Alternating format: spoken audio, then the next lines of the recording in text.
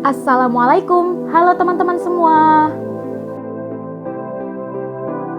Saya Intan, Saya Bestari, saya Nafilah. Dan saya Nanda. Kami dari kelompok 5 akan menjelaskan tentang kurikulum di era 1968.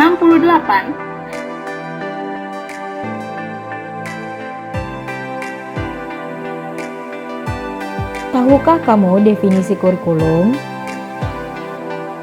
Kurikulum adalah seperangkat rencana dan pengaturan mengenai tujuan, isi dan bahan pelajaran serta cara yang digunakan guru sebagai pedoman penyelenggaraan pembelajaran untuk mencapai tujuan pendidikan. Seperti yang kita ketahui, kurikulum merupakan alat kunci dalam proses pendidikan formal. Tidak mengherankan apabila alat ini selalu dirombak dan ditinjau kembali untuk mengikuti perkembangan ilmu pengetahuan dan zaman.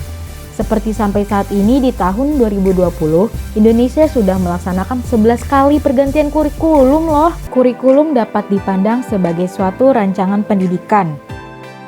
Oleh karena itu, kurikulum berisi pada tujuan, isi maupun proses pendidikan, seperti metode dan evaluasi yang harus disesuaikan dengan kebutuhan, kondisi, karakteristik, kekayaan, dan perkembangan di masyarakat yang cenderung berubah.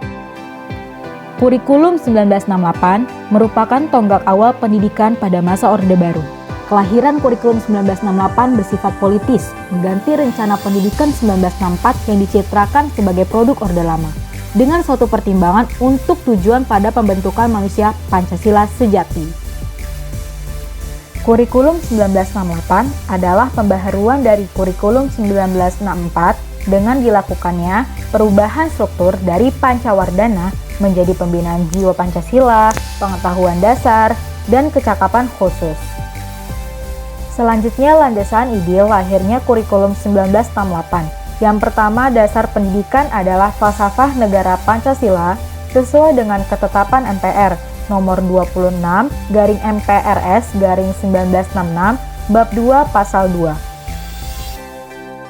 B. Tujuan pendidikan nasional adalah membentuk manusia Pancasila sejati berdasarkan ketentuan seperti yang dikehendaki oleh pembukaan UUD 1945 dan isi UUD 1945 TAP MPRS nomor 26 garing MPRS garing 1966 bab 2 pasal 3. Terakhir, isi pendidikan nasional yaitu 1.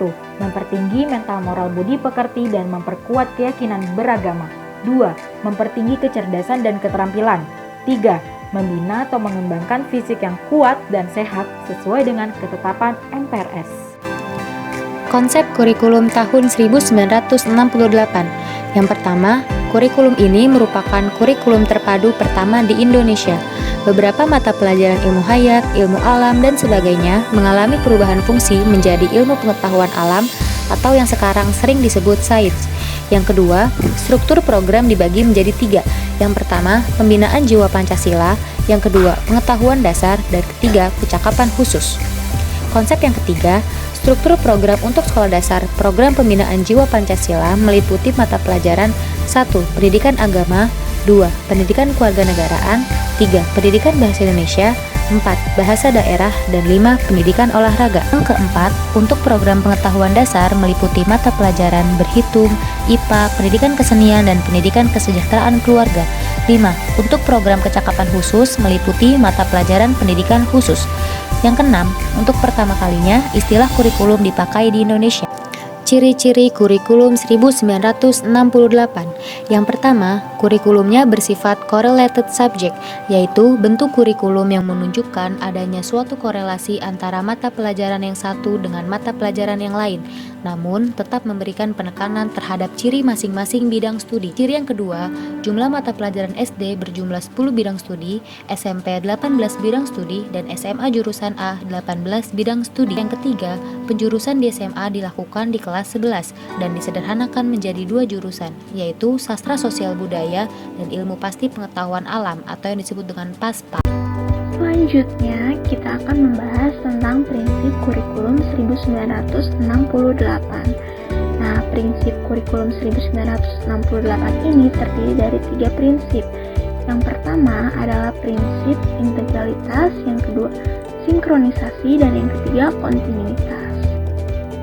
Pertama, yaitu yaitu prinsip integralitas. Jadi, menurut prinsip integralitas ini, pendidikan di semua tingkat dan jenis sekolah, dari mulai taman kanak-kanak sampai perguruan tinggi, merupakan keseluruhan yang integral. Yang kedua yaitu prinsip kontinuitas. Jadi, prinsip kontinuitas ini mengatakan bahwa pendidikan merupakan proses yang kontinu, yang berkelanjutan dari anak-anak hingga dewasa. Dan yang terakhir ada prinsip sinkronisasi. Jadi dari kedua prinsip di atas harus saling berhubungan secara harmonis, bukan hanya jenis dan tingkat pendidikannya saja, tetapi juga pola proses pembangunan yang menggunakan tenaga kerja yang dihasilkan oleh sekolah. Selanjutnya, ada kelebihan dari kurikulum 1968. Yang pertama, bertujuan pada pendidikan manusia Pancasila sejati. Yang kedua, mempertinggi mental, moral, budi pekerti, dan memperkuat keyakinan agama. Yang ketiga, mempertinggi kecerdasan dan keterampilan. Yang keempat, membina atau mempertimbangkan fisik yang kuat dan sehat. Yang kelima, struktur pendidikan dari Pancawardhana menjadi pembinaan jiwa Pancasila, pengetahuan dasar, dan kecakapan khusus. Selanjutnya, ada kekurangan dari kurikulum 1968. Yang pertama, kurikulum 1968 itu hanya memuat mata pelajaran pokok saja. Dan yang kedua, muatan materi pelajaran bersifat teoritis dan belum terikat erat dengan keadaan nyata dalam lingkungan sekitar. Kami dari kelompok 5 kelas F 2017 mengucapkan terima kasih kepada Bu Ika selaku dosen kami dan terima kasih kepada kalian yang sudah menonton video kami. Wassalamualaikum warahmatullahi wabarakatuh.